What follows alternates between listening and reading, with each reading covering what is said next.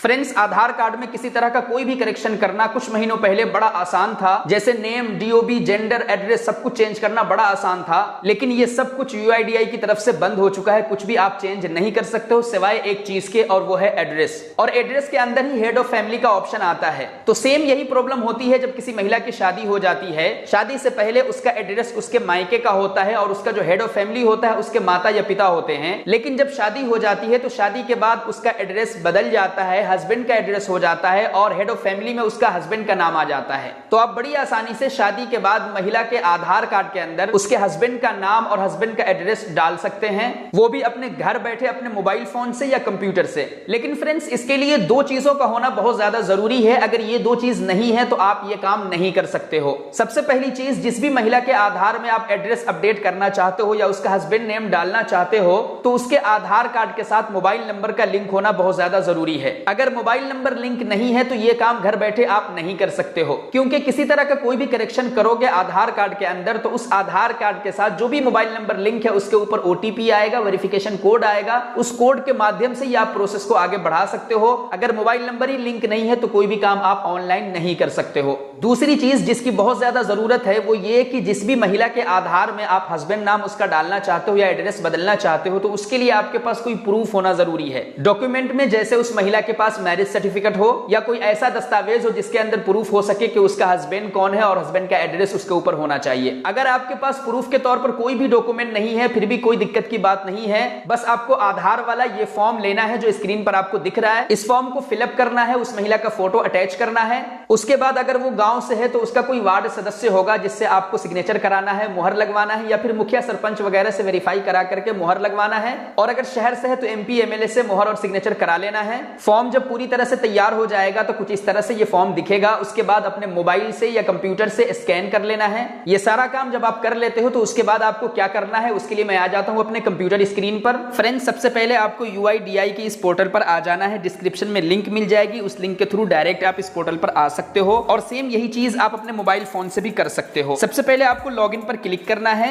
यहाँ पर आपको वो आधार नंबर इंटर करना है जिसमें आपको करेक्शन करना है। उसके बाद ये वाला कैप्चर यहाँ पर फिलअप करना है। लॉगिन विद ओटीपी पर क्लिक कर देना है। एक ओटीपी आपके रजिस्टर्ड मोबाइल नंबर पर आएगा, वो ओटीपी आपको यहाँ डालना है और लॉगिन पर क्लिक कर देना है। आपके सामने आपके आधार से रिलेटेड पूरा डैशबोर्ड खुल करके आ जाएगा जिसमें आप अपने आधार से रिलेटेड बहुत कुछ कर सकते हो। यहाँ पर आपको एक ऑप्शन देखने को मिल जाता है एड्रेस अपडेट का। सिंपली एड्रेस अपडेट पर क्लिक कर देना है। आपको दो ऑप्शन देखने को मिल जाएगा जिसमें से आपको अपडेट आधार ऑनलाइन पर क्लिक करना है। उसके बाद आपके सामने कुछ इस तरह का पेज आ जाएगा जिसमें ये आपको बता रहा है कि ये सारा प्रोसेस कैसे करना है। बस आपको कुछ नहीं करना है, प्रोसीड टू अपडेट आधार पर क्लिक कर देना है। आपके सामने फिर से एक नया पेज ओपन हो जाएगा जहां ये आपसे पूछ रहा है कि आपको किस तरह का करेक्शन कराना है। Name, date of birth, gender, address, किस तरह का करेक्शन कराना है। तो आपको कंफ्यूज नहीं होना है। नेम, डीओबी, जेंडर के अंदर कोई करेक्शन आप ऑनलाइन नहीं कर सकते हो, ये ऑप्शन बंद हो चुका है। सिर्फ आप एड्रेस के अंदर करेक्शन कर सकते हो।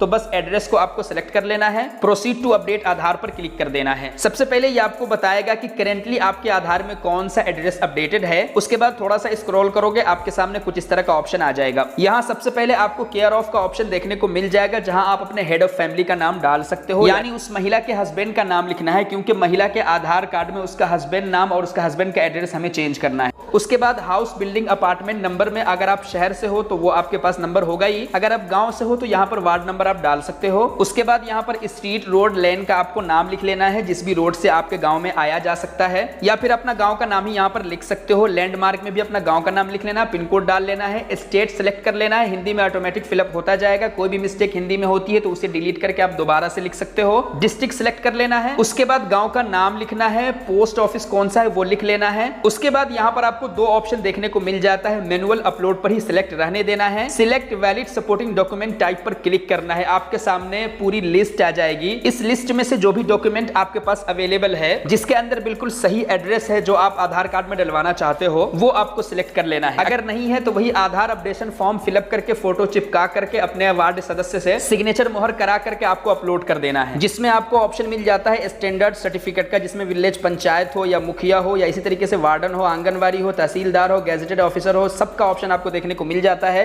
एमपी एमएलए सबका ऑप्शन आपको मिल जाता है, वो आप करा लेना। जिससे भी आप कराते हो वो सिलेक्ट कर लेना। जैसे ही आप सिलेक्ट करोगे ये आपको वार्न कर रहा होता है कि कोई भी गलत जानकारी आप दे रहे हो तो आप पर कार्रवाई भी हो सकती है। तो आप देख लेना, सही तरीके से आप काम को करना। ओके करने के बाद view details and upload document document पर क्लिक करना है, कंटिन्यू टू अपलोड पर क्लिक करके गैलरी या पीसी में जहां कहीं भी आपने वो डॉक्यूमेंट या फॉर्म रखा है उसको सिलेक्ट कर लेना है, अपलोड कर देना है। जैसे ही अपलोड करोगे आपका डॉक्यूमेंट यहां पर दिख जाएगा। उसके बाद आपको नेक्स्ट कर देना है। उसके बाद आपके सामने एक प्रीव्यू आएगी, आपको चेक कर लेना है सब कुछ सही तरीके से कि जो भी डॉक्यूमेंट आपने सिलेक्ट किया है, जो भी एड्रेस आपने डाला है वो सब कुछ ठीक है या नहीं। अगर नहीं ठीक है तो एडिट पर क्लिक करके आप दोबारा से एडिट भी कर पाओगे। अगर सब कुछ ठीक है तो कंफर्म करने के लिए बॉक्स को टिक करना है। टिक करने के बाद ये आपको वार्न करेगा कि आपकी जो जानकारी है वो सही है या नहीं। अगर नहीं है तो आप पर कार्रवाई भी हो सकती है, तो वो आप देख लेना, सही तरीके से अपलोड करना और सही जानकारी अपलोड करना। उसके बाद नेक्स्ट कर देना है। उसके बाद ये आपको पेमेंट पेज पर लेकर के आ जाएगा। यहाँ पर आपको देखने को मिल जाता है ये आपसे 50 रुपया चार्ज करेगा, 50 रुपया कटता है और आपका आधार कार्ड चेंज हो जाता है।